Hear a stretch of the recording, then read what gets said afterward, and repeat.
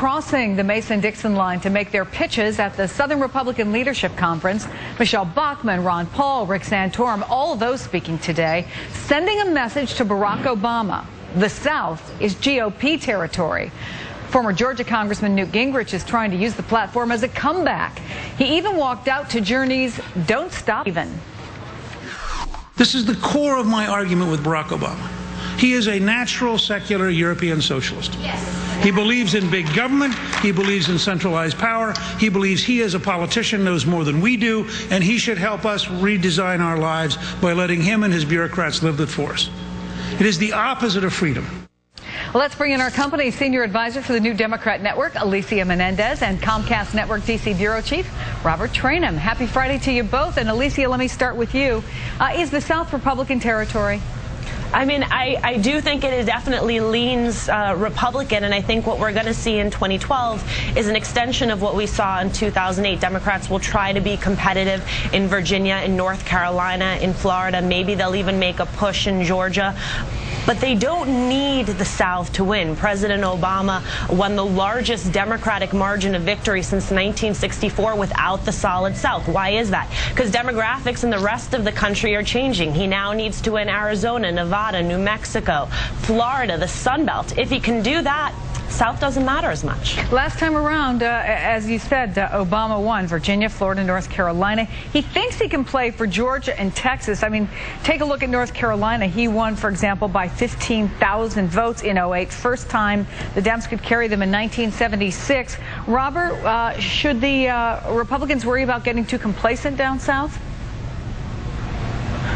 Absolutely. Look, as you mentioned a few moments ago, Chris, President Obama, then Senator Obama, won Virginia. He won North Carolina. And the reason why he won those states, which are traditionally Republican states, is because there's a very high African-American population in those states. So Republicans cannot be complacent just to say, oh, you know what, the South is our stronghold, that is our firewall, and we're going to win in 2012. I'm not sure that's the case, especially given the fact that Mitt Romney is the presumptive Republican nominee. I believe that Republicans do, in fact, have to play defense on all those states. What do you make of the fact, Robert, that not only is Mitt Romney not at the Southern Christian Leadership Conference, but neither is Tim Pawlenty? I think it's telling, but you know, Mitt Romney's a very smart individual. He's been very clear up from the beginning that he's going to play in certain states, that he knows what his strengths are, and frankly, he knows what his weaknesses are. And quite frankly, being from the New England part of the country, he recognizes that, quite frankly, he may not do well in the South for one reason and one reason only. As I mentioned before, he's from New England, but also, number two, let's face it, he is a Mormon, and there are a lot of folks in the South, a lot of Christian conservatives that, quite frankly, either A, do not understand what the Mormon faith is, and or B, just do not accept it. So, again, Mitt Romney's a smart individual. I think he knows what he's doing. I'm not sure it's going to work, but he definitely knows what he's doing. Well, speaking of Romney and Pawlenty, maybe the claws are coming out, because, of course, we know first Pawlenty coined this phrase, Obamacare, and then he refused to say it at the debate and took a lot of criticism for it. So here he was last night. Take a listen. I don't think we can have a nominee that was involved in the development and construction of Obamacare and then continues to defend it. I should have been more clear. I should have made the point that he was involved in developing it. He really laid the groundwork for Obamacare and continues to this day to defend it. Did Tim Pawlenty sort of dig himself into a ditch, or is too much being made of this, Alicia?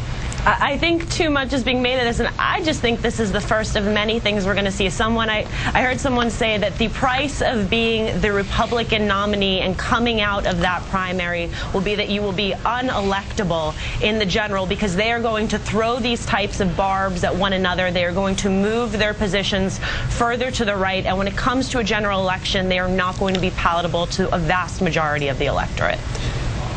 Robert, you have a look on your face that says you're Alicia confused by what she said.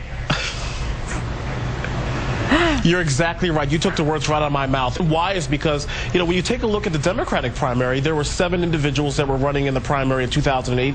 A lot of folks said that then Senator Obama could never win the general election because of all the jabs that he took from Hillary Clinton, because of all the jabs he took from Dennis Kucinich and so forth. So the point is, at the end of the day, we have 9.1 unemployment rate, and that's going to be the real issue here in the general election. And this is going to be either A, referendum on President Obama and whether or not he's done a good job and been a good steward of the American economy, or B, whether or not Mitt Romney, whoever the Republican nominee is going to be a better steward at the economy. At the